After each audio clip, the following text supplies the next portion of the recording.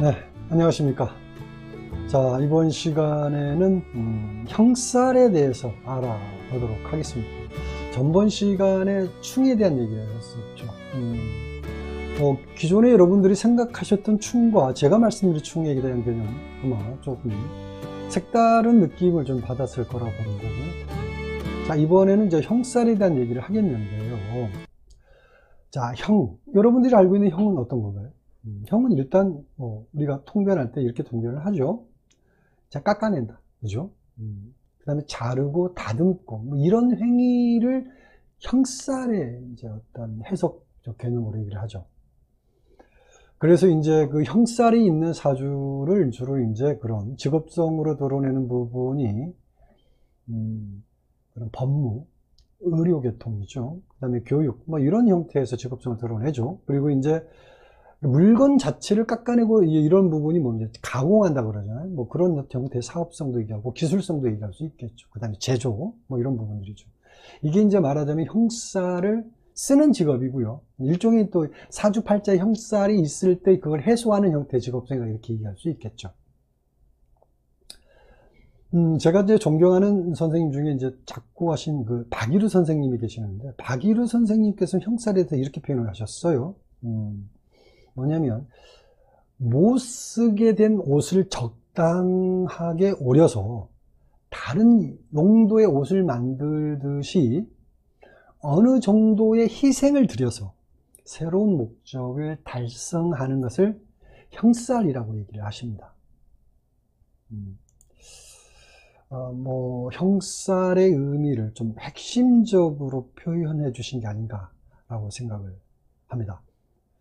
자, 그럼 기존 옛날 사주서적에 어떻게 정리되어 있는지 형살에 대해서 좀 얘기를 해보고 넘어가겠습니다. 자, 이제 성살은 일단 세 가지 형태가 있죠. 삼형살이 있고요, 상형이 있고요, 자형, 이 세 가지 형태가 있습니다. 잠깐, 자, 이 첫 번째가 그 삼형이라고 그러죠. 이 삼형에는 이제 세 가지 형태의 얘기해요. 첫 번째가 여기에서 이제 인사신사명이라고 있죠.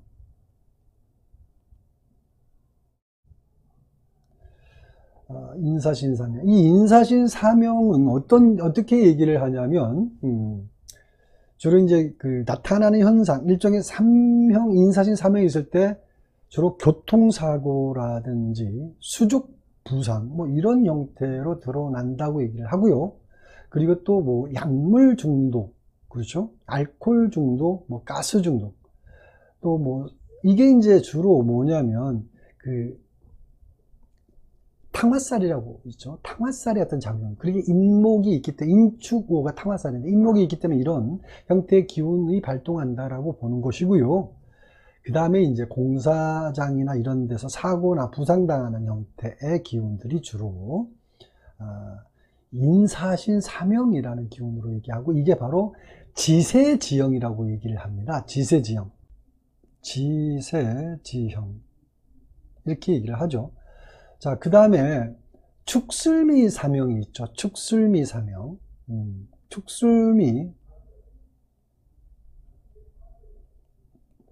축술미 사명은 무은지형, 은혜가 없는 형, 뭐 이렇게 얘기를 하는데요. 주로 이제 뭐 은혜가 없다 그러니까 주로 이제 개념적으로 뭐 배은망덕하고 뭐 믿는 돛에 발등치고 뭐 이런 형태 얘기를 하는데, 사실 뭐 축술미 사명이고 그런 거만으로 얘기하는 건 그렇지만 일단은 옛날 사주서적이 이런 형태로 정리되어 있기 때문에 제가 잠깐 말씀드리는 거고요. 이 축술미 사명도 제가 아까 인사신 사명에서 나타나는 현상과 거의 유사성 형태로 드러나는 경우도 많이 있고요.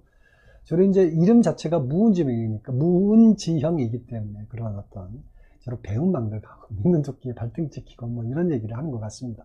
일단 이게 바로 이제 무은지형이라는 의미로 얘기를 하더라.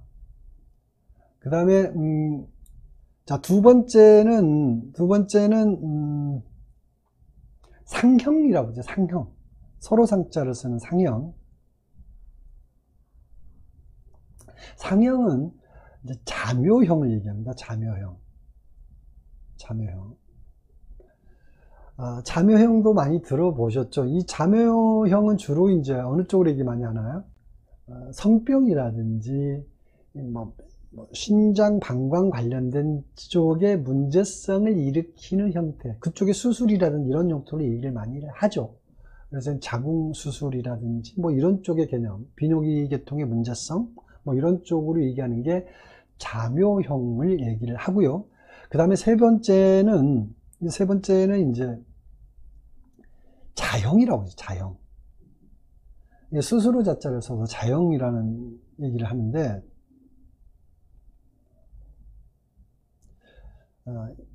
근데 이제 그 옛날 사주 서적에 보면 이 자형은 작용력에 대해서 그렇게 크게 얘기하지를 않아요. 그냥 자기 세력을 과신해서 일어난 형이라고 그러고, 매우 약하다. 세력이 뭐냐면 작용력이 약하다. 그래서 별 볼 필요가 없다. 이렇게 정리되어 있더라고요. 그런데 사실 이건 굉장히 오판입니다. 주로 이제 이 형이 진, 오, 유, 해, 이 네 가지가 겹쳤을 때, 그러니까 진, 오, 유, 해, 이렇게 겹쳤을 때 이 형살이 작용한다라고 얘기하는데, 특히 이제 사주 원국에 예를 들어서 월지하고 일지하고 이렇게 그런 형작용이 되어 있거나 아니면 일지하고 시지하고 이렇게 있게 있을 때 상당히 그러니까 순간적인 작용력은 약할지라도 시간이 지나면서 굉장한 에너지를 발동하는 형태이기 때문에 이거는 이제 사주학적인 해석으로 얘기하면 좀 시간이 길어지니까 그 정도로 얘기하겠는데요. 상당히 어찌 보면 이 자형이 가장 무서운 형태의 작용력이다라고 얘기를 합니다. 일반적으로 우리가 알기로는 뭐예요? 축술미하고 주로 인사신 사명을 주로 많이 좀 문제성 있는 형살로 개념으로 많이 얘기를 하는데, 저는 사실 이 자형에 대한 실질적인 임상을 통해서 자형의 무서운 어떤 작용력을 좀 많이 봐왔기 때문에 이런 부분에 대해서 좀 더 꼼꼼하게 챙길 필요가 있다. 그렇게 말씀드리고 싶습니다. 자, 이제 어떤 이 세 가지 형살에 대한 얘기를 어느 정도 했고요. 그 다음에 이 점성술이라는 곳에서 이제 주로 연결고리로 얘기를 할 만한 얘기가 좀 있어요. 이 점성술 쪽에서 얘기하는 여지는 뭐냐면 주로 이제 각도하고 연관을 띠죠. 각도. 주로 이제 형의 각도는 이제 일단 전번에 얘기한 충의 각도는, 이 충의 각도는 180도였죠. 180도. 근데 형의 각도는 90도 각도를 이룹니다. 주로 이제 형과 파가 주로 이제 그 각도가 90도를 이루는데요. 사실 이 90도도 이제 그 점성술에서는 뭐라고 얘기하면 흉각이라고 얘기를 합니다. 흉각. 물론 이제 이것도 흉각에 속하고요. 자, 충은 대립과 갈등을 말했죠. 그 다음에 형살은 장애와 압력, 그리고 불화, 이런 의미를 갖고 있습니다. 그러니까 충은 그 두 지지 간의 양양, 이렇게 서로 같은 극성끼리라서 밀어내는 거라고 말했죠. 그러니까 동전의 앞뒷면처럼 서로 대립은 하지만 동전이라는 동질성을 갖고 있는 것이 이제 충이기 때문에 결국 충살은 소통을 통해서 서로 간의 친화성을 확인한다라고 얘기하는 것인데, 근데 이 90도 각도를 이루는 형살은 어떤 거냐? 이 형살은 두 지지 간의 극성이나 친화성이 전혀 없다라는 거죠.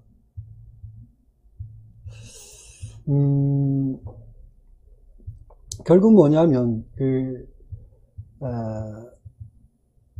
충 같은 경우에는 제3의 지지에 의해서 제3의 지지에 의해서 화해를 하거나 조절하는 일도 있는데, 이거는요 그 자체도 없습니다. 그러니까 충을 풀어준다고 그러잖아요. 충을 이렇게 막아준다고 그러냐. 그런 충 자체는 그렇게 막을 수 있는 여지가 있는 얘기지만 형은 그 자체가 없다라는 거죠.